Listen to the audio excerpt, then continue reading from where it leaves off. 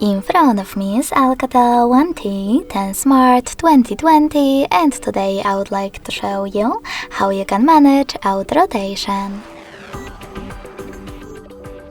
Begin by opening Tab menu. Now look for Auto Rotate icon, and when you find it, click on it. As you can see, mine is now green.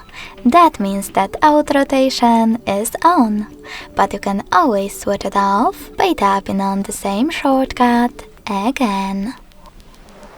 If you want to, you can also go into Settings, tap on Display section, and click on Advanced.